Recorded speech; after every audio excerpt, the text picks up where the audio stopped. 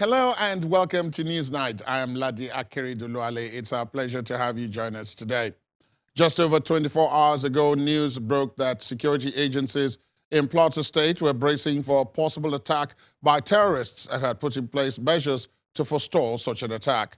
Some of the facilities said to witness enhanced security include the police force, DSS, and Operation Safe Haven headquarters, all in Jos, the capital. On the 2nd of April 2022, gunmen invaded a cultural festival in Bassa local government area of the same state, leaving at least 10 people dead and another 19 injured. Over the last couple of weeks, attacks such as these and others like the Abuja-Kaduna train attack have left many citizens dead and even more injured and traumatized, while millions of naira worth of property have also been destroyed. My guest on the program, who has been and remains deeply involved in tackling these security challenges, thinks that from experience, conflicts of this nature arise from criminality and ethnic divides exacerbated by selfish political interests as well as a misappropriation of priorities. Newsnight talks to the former commander of Operation Safe Haven, the military outfit set up to tackle insecurity in Plateau and parts of Kaduna and Bauchi states, and now special advisor to the Plateau State government on security, Major General Augustine Agundu.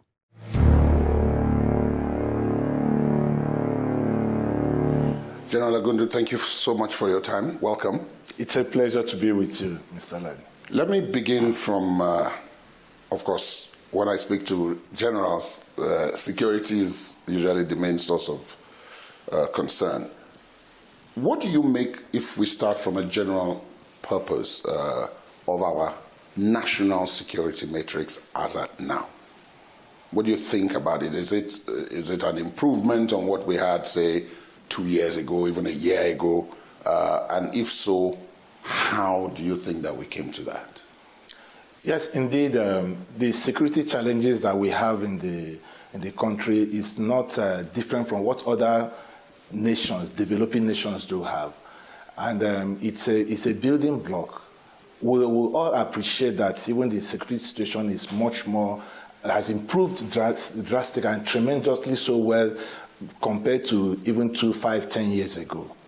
The point being that understanding the operating environment and knowing how to place your resources that is required, and both human and material, in order to achieve set goals. So we can, yes, we have challenges, but there is no challenge that is not surmountable. So I believe sincerely that there is an improvement. Again, the perception of individuals on what security is matters a lot. There are persons who are there to promote the fact that there are a series of challenges. Yes, we have them or whatnot, but some of them are human-made. Some of them are caused internally by ourselves, and we know where the causes are.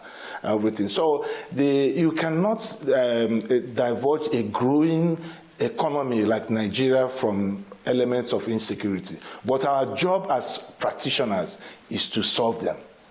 Your job as practitioners is to solve them, but I can imagine that some of you, particularly those who served, would sometimes be amazed at the mutations that the challenges have taken.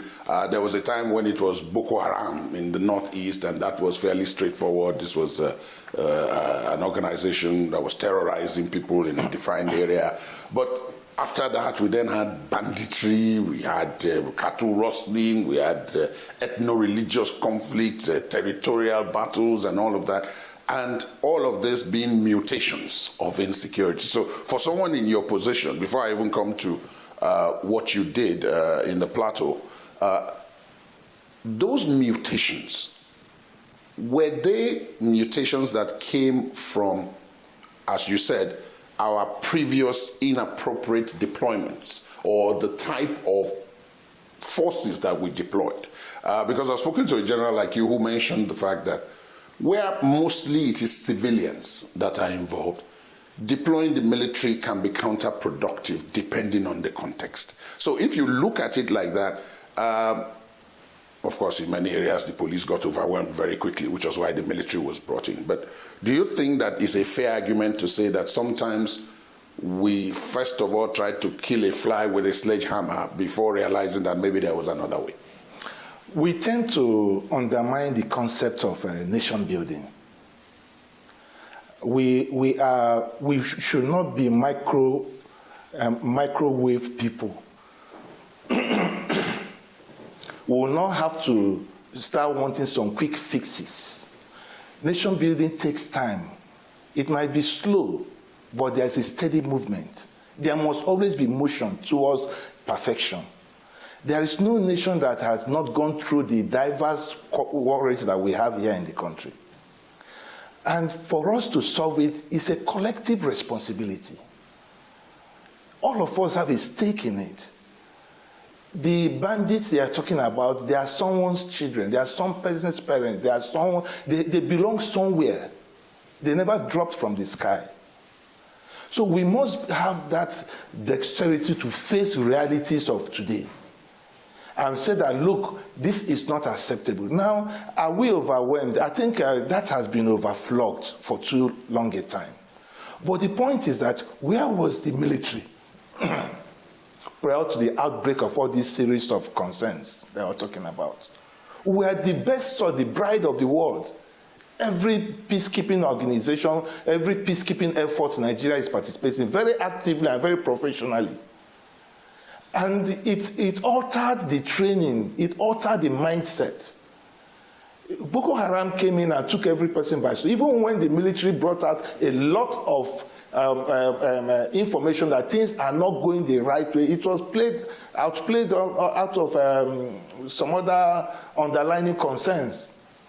But today, it's the devil that we are living with.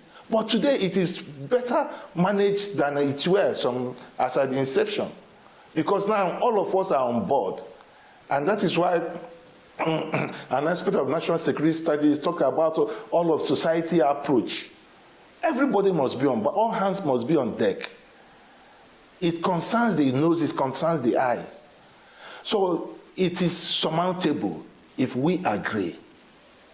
If we come on the same table to agree to put our differences and say, let us solve this issue once and for all. And once that is solved, then you see things are going to get much better. You're a general who came to some of the jobs that you were asked to do militarily with a great deal of relevant experience.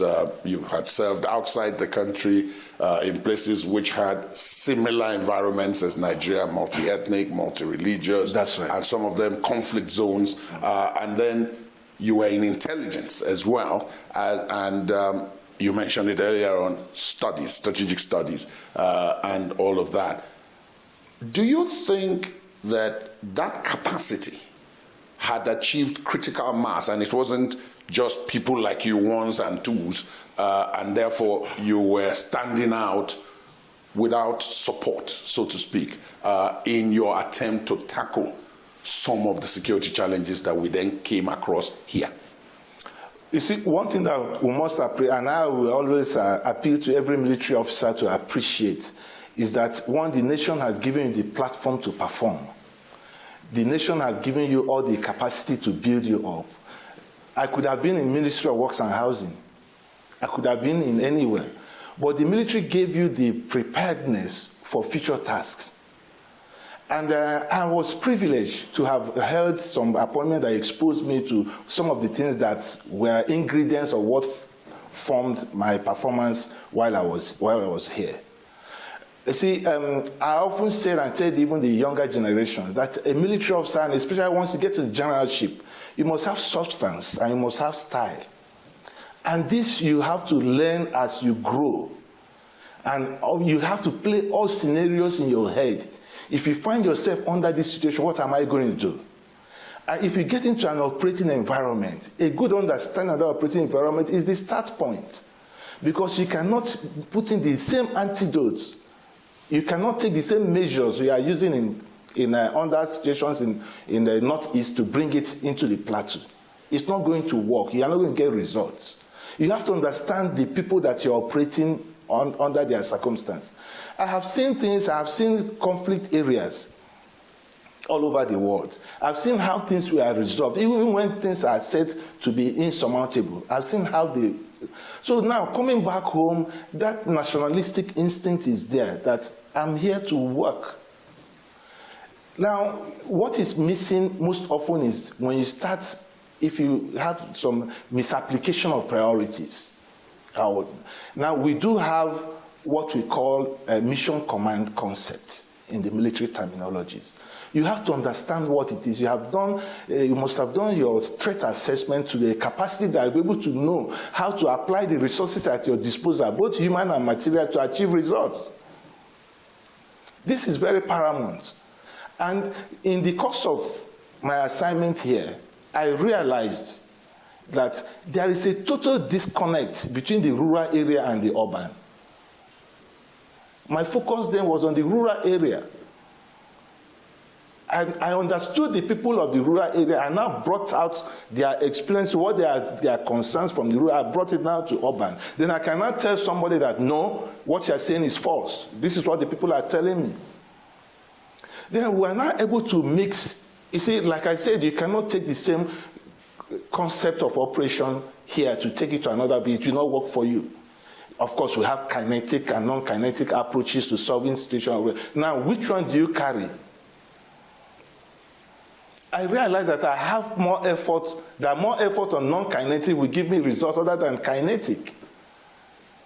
In some instances, I tell my soldiers in the first instance that remember that it's our citizens. They are not that, they have a perception that has born in their heart over time. And sometimes they see you as the enemy. So you must be ready to take that insult in the course of your operation so that you don't become high-handed. Then we pumped a lot of non-kinetic effort. And they say, hey, we're seeing something different. With that, I won the people to my side and amplified that, and eventually we had the level of stability that we were able to achieve. The other thing that what you've just described now sometimes helps is intelligence gathering. That's right. In many areas, both military and non-military sources have said, without intelligence, even the best weapons are useless. That's because right. You are not able to know where the threats are coming from or when they are coming and all of that. And you are an expert in this regard as well. Have you found that in your experience and in resolving some of these conflicts that intelligence has been given the primacy of place, as you said, in the distribution of resources and personnel? It did. The operation here is mainly intelligence driven. And sometimes let us reduce the grammatic concept of this intelligence, because you can let's call it information, which is what is accepted in the international norms now. Right. We call it gathering information. Is very, first of all, the people are looking out for trust. I have this wealth of information. If I reveal them to you, will you be able to use it without endangering me? That is all. And since we are able to understand, like in the Plateau, and indeed in all the areas covered by Operation Safe Haven under my command, you see, there are people who are readily available to tell you where things are going wrong. And you know exactly what measures to adopt. There are certain things, sometimes you might even have to leave certain situations as they are and deal with others, so the others will not learn from the other one. Your head has to work 24 hours. I do have sleepless hours. What next?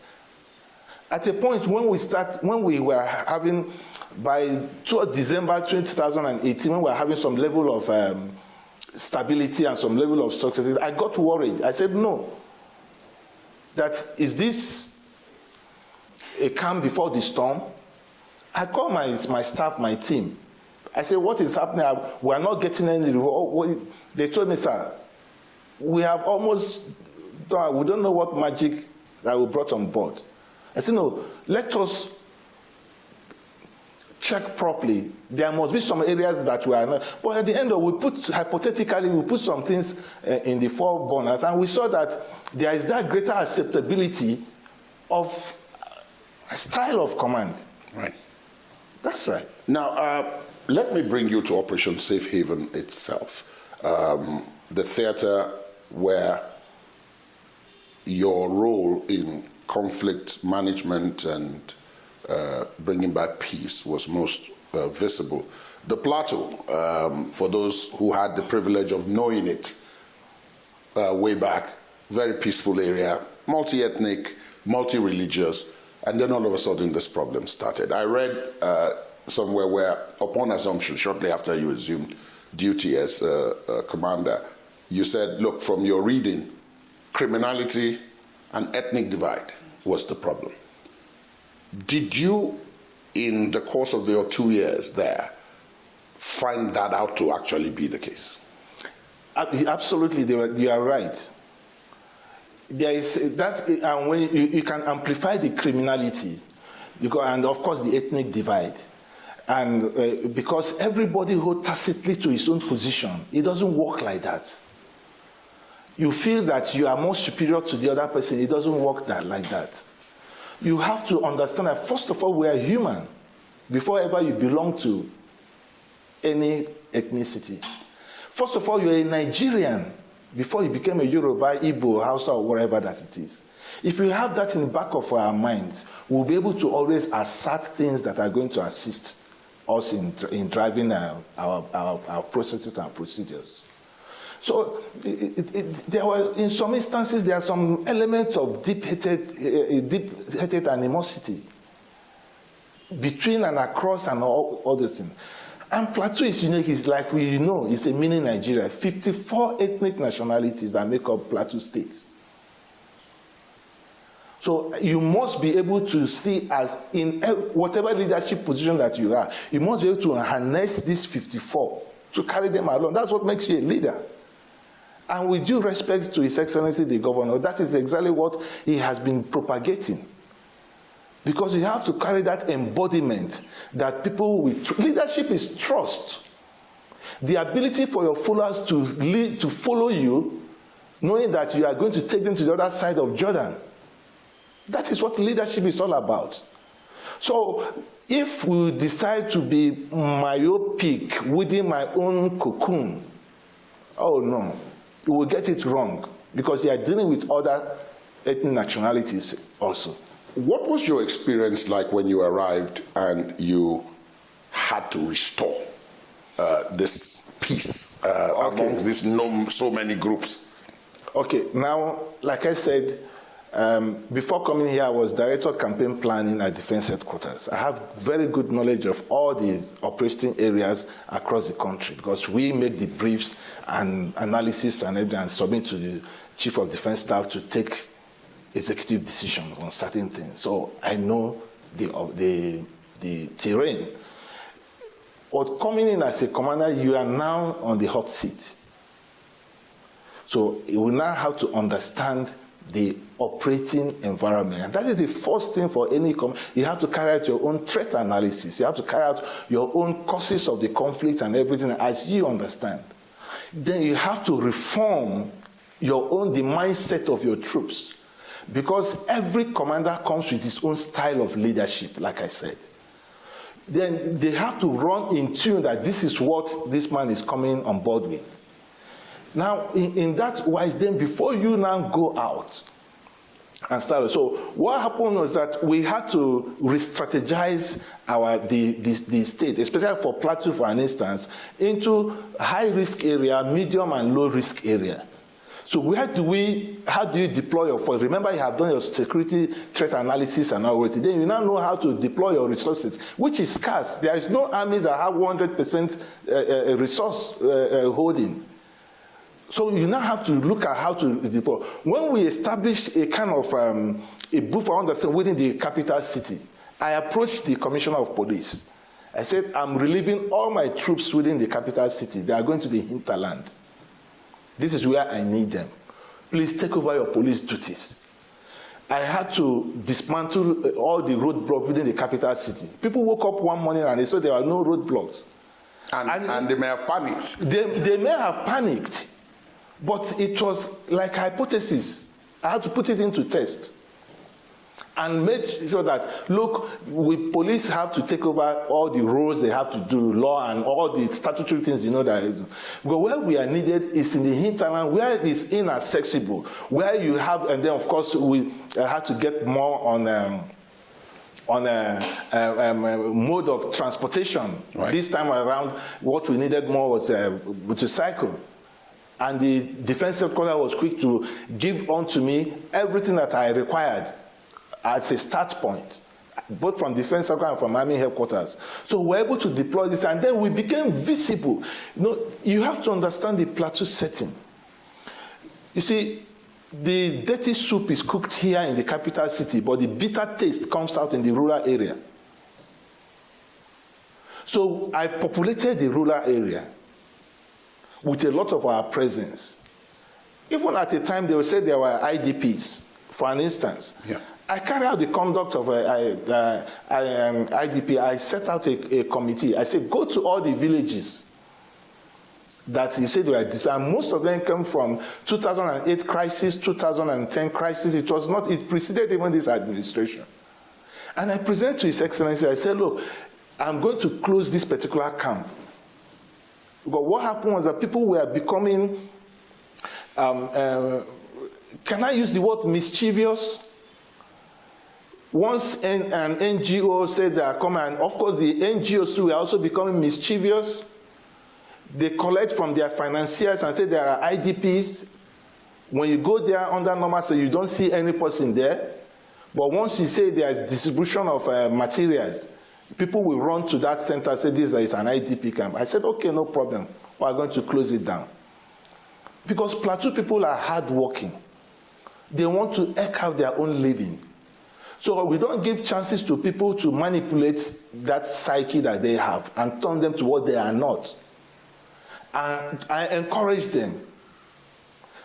Those villages that we mapped out, we strengthened the place with a lot of military presence. And the police, the local police unit there, we will also strengthen them.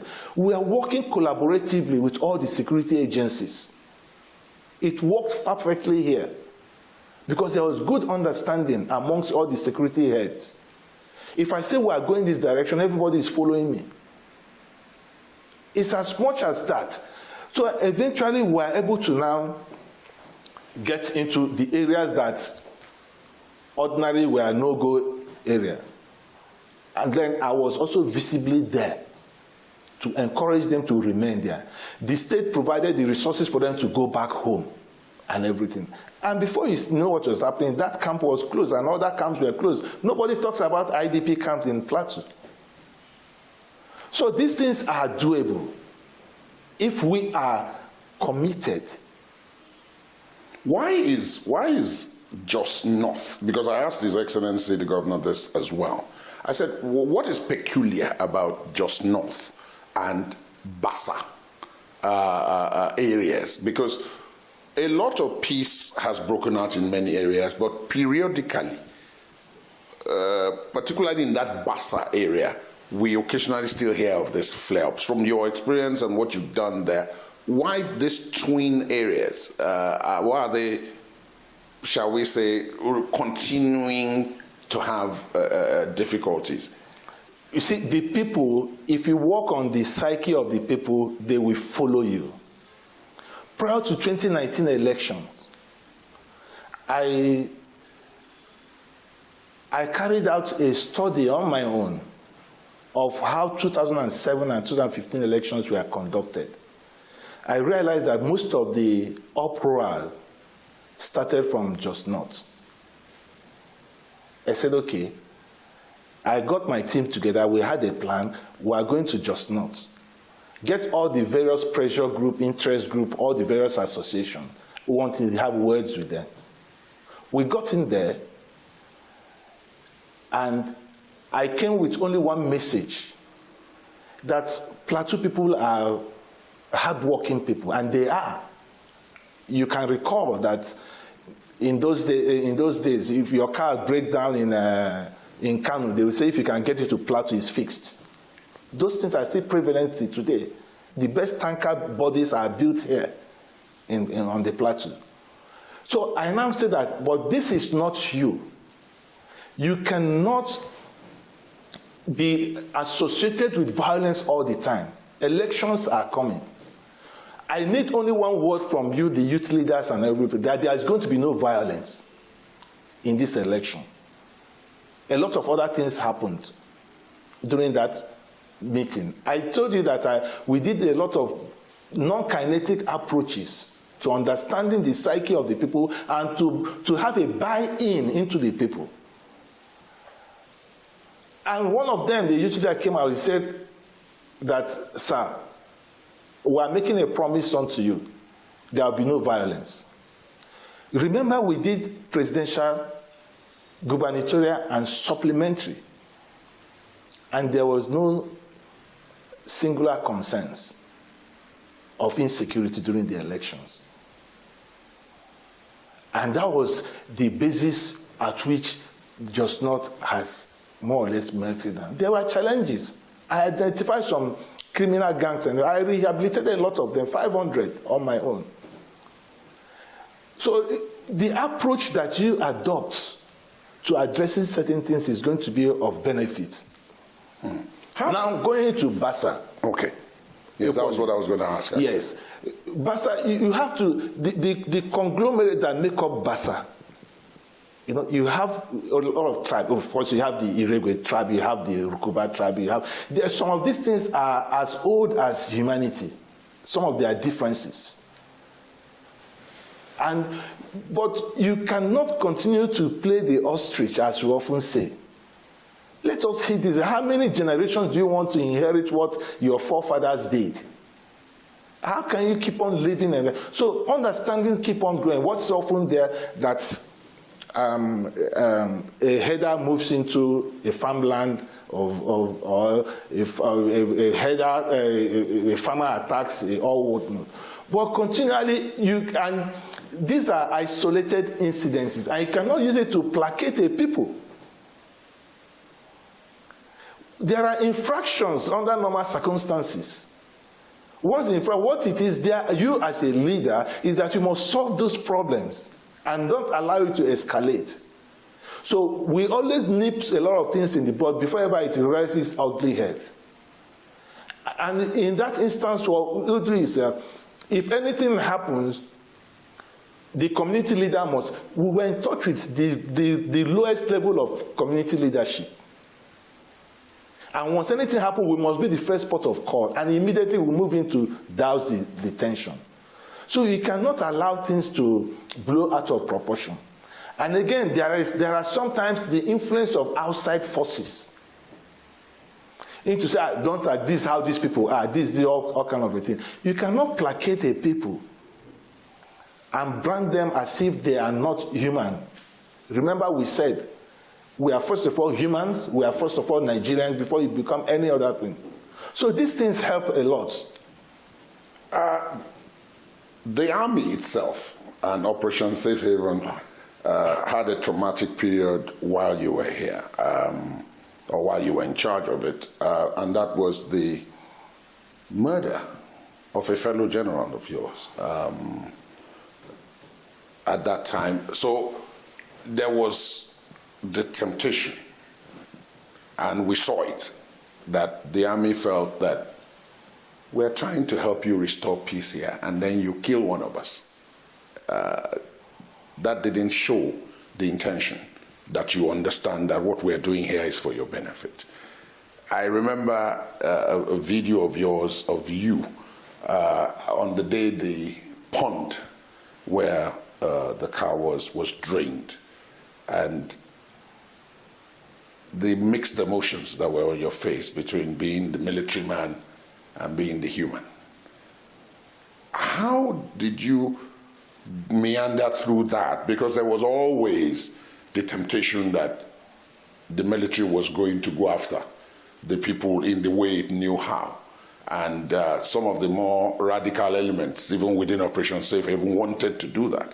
How did you arrange it in such a way that that didn't happen, but at the same time, the injustice that had been done, those who were responsible were found and brought to book? Yes, that was a very unfortunate moment of my life as commander here, and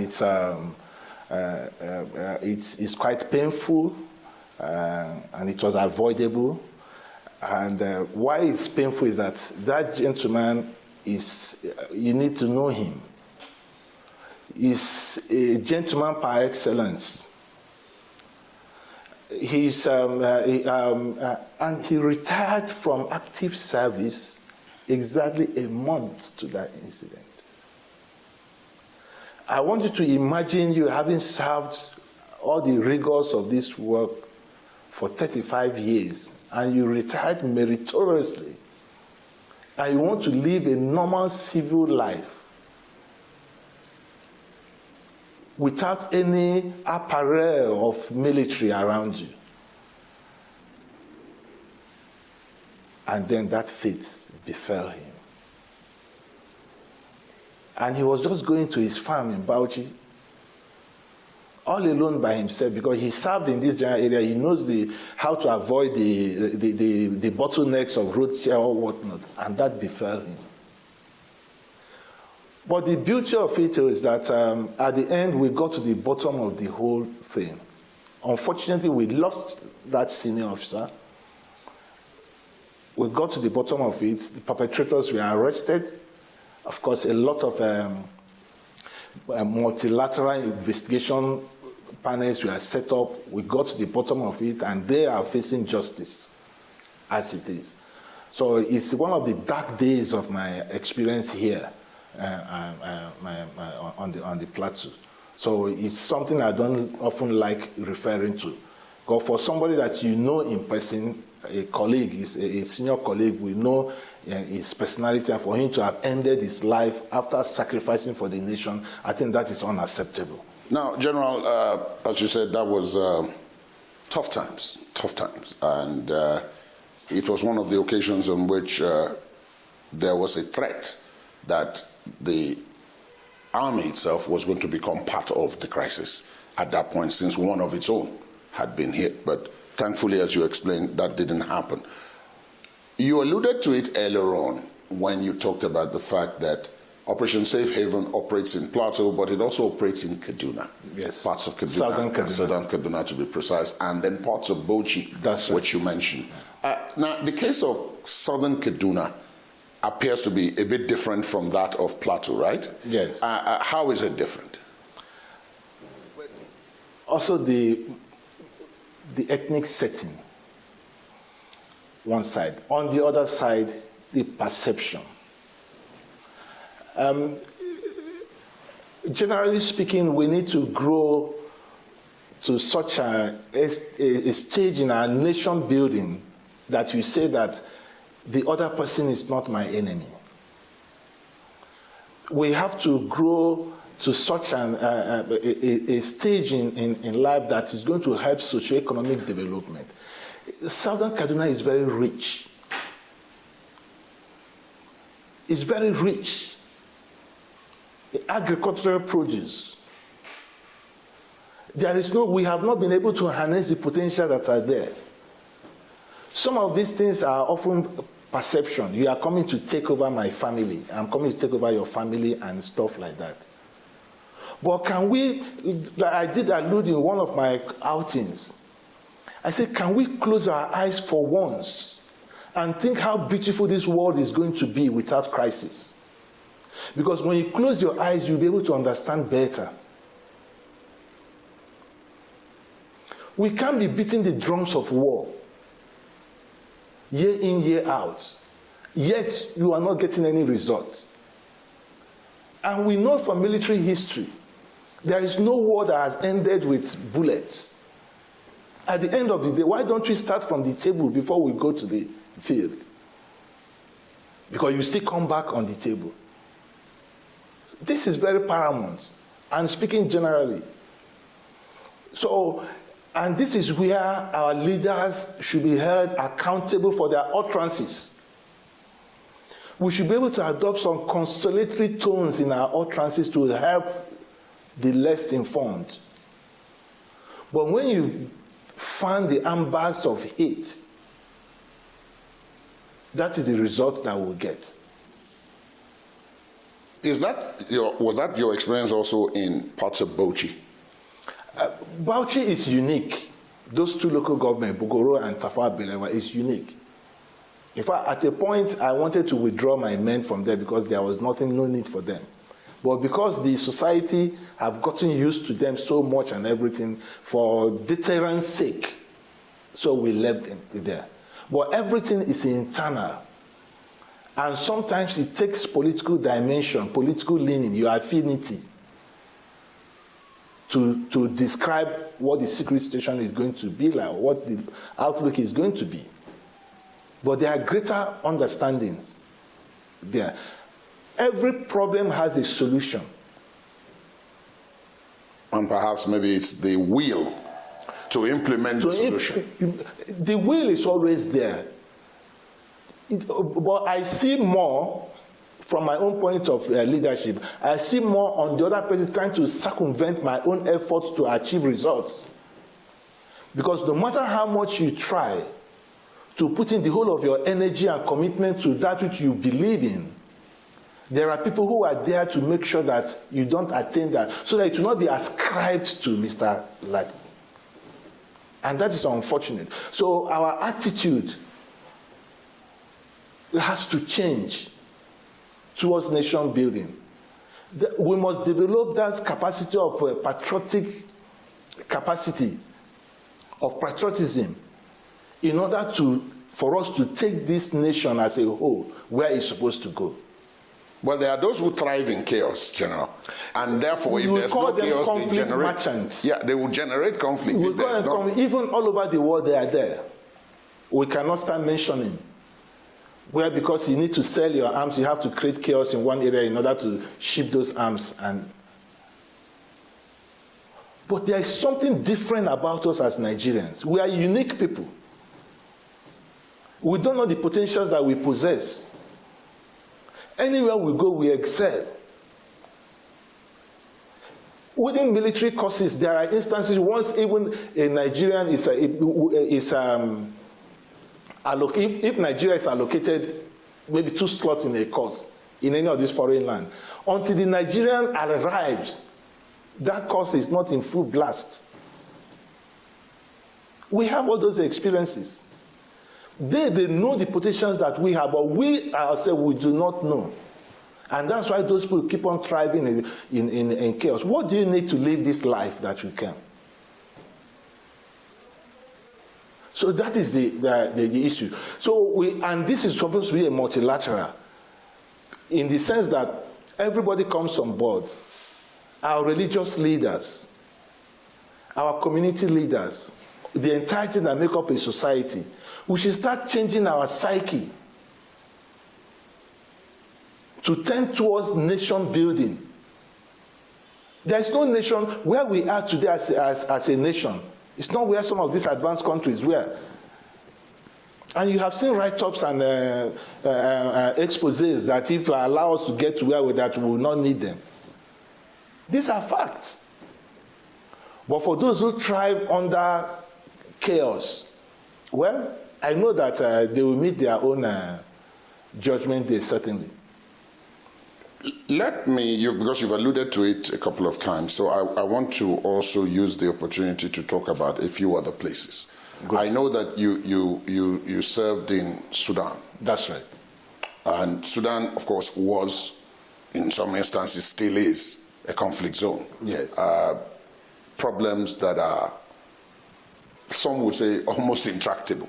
But the reality is that, like here in Nigeria, your experience there was such that some of the things you've mentioned with particular reference to Nigeria also applied there. Am I correct? You are right. In which case, is it also a cross-border problem? Being a security man, I want you to relate it, because in some places you find that in the theater of operation, there's no conflict in that area. The conflict is outside forces that you mentioned. People come from outside, do some of these things, and then retreat. So there's the issue of borders. Sudan is a very large country. It has borders with so many other countries. Yes. just like Nigeria. Yes. So there's some similarity. What did you find?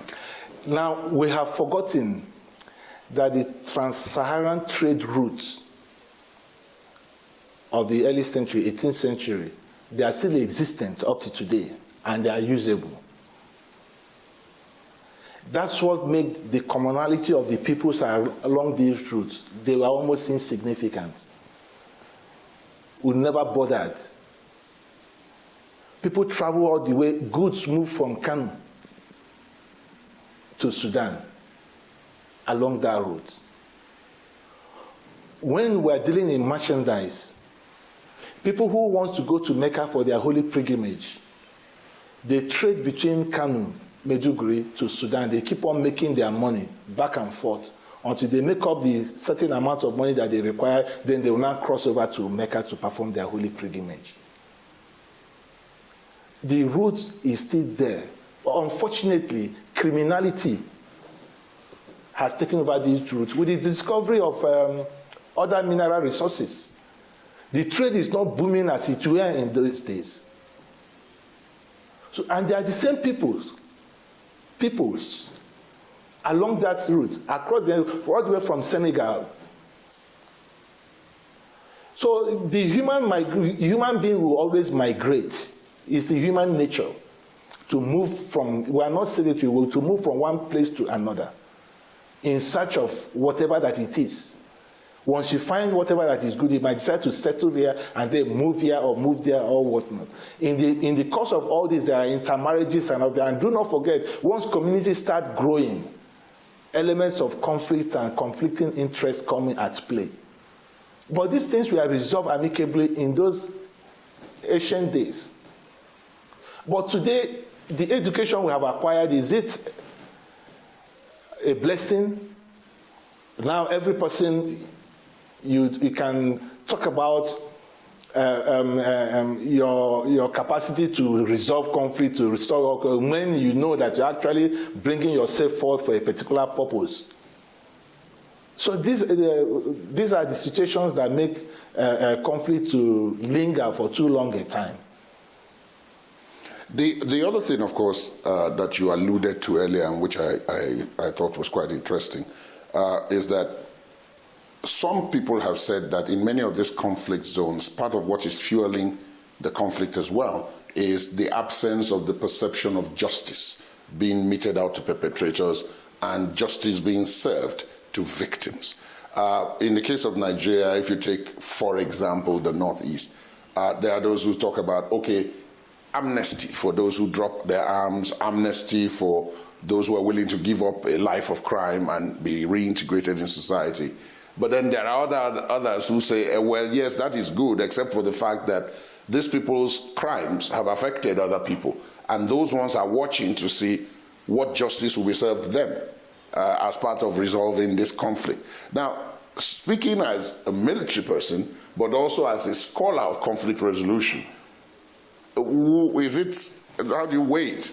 You see, there are a lot of determining factors once you are within the executive arm of government. What they see, you don't see. And the problem, one of the challenges we have in the country is that if you are a professor of history, you want economic problems to be solved through that historian line of discipline. There are a lot of things you do balancing in order to move the nation. I'll give you an instance. I was ADC to General Victor Malu of blessed memory. When we were in ECOMOG, and they were talking about disarmament and all whatnot, and the UN brought these bogus proposals of saying $100 for an arm and all this in exchange to encourage people. But because General Victor Malu understood that environment, he now did a mental calculation, and he's looking at the humongous amount of money that will be required to encourage people to bring out their weapons. He said, no, that a typical Liberian eats rice. Give them one bag of rice, one tin of oil, they will bring out. It was like a magic. And we knew the arms that were recovered from the belligerents, from the rebels. It worked. There are principles of minimum initiative that you have to adopt in doing some certain things. This is not rocket science. You have to understand the environment you're in, the circumstances. A lot of things come at play. So if you're saying amnesty for those who surrender to you, what do we require? That we should continue fighting?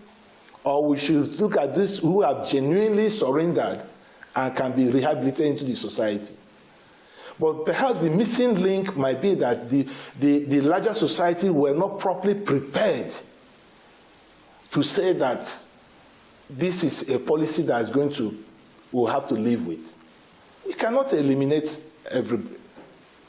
And of course, a combatant who has dropped his arms under international norms and conventions, you cannot harm him. As long as, even if he's met in combat and he drops the weapon on the floor, you have no right under international conventions to harm that person. So now they have, and of course, do not forget that the rehabilitation and resettlement is part of also building the human being back into the society. So, well, because we want things to do at our own perceived judgment, then whatever I'm bringing on board, you don't want to hear it. That is not the case. Do not forget again, we go back to we are first and primarily humans before we become whatever that we are. So that humanity, we must not lose it. Once a combatant in any sphere of our conflict, even the bandits and whatever that they are, they genuinely, and you have to convince me that genuinely you have forsaken all things. I have the right, as member of the executive arm of government, to rehabilitate you, to make you a better person. General Agundu, it's been a pleasure speaking with you. Thank you so much for your time. The pleasure is all mine. Thank you very much for having me. That's our program today. We would, of course, like to hear from you on the conversation. Our social media handles are right there on your screen. You can also listen to this and previous episodes of the program via our podcast. Please visit our website, channelstv.com, to get started. I am Ladi Akeredoluale. Goodbye.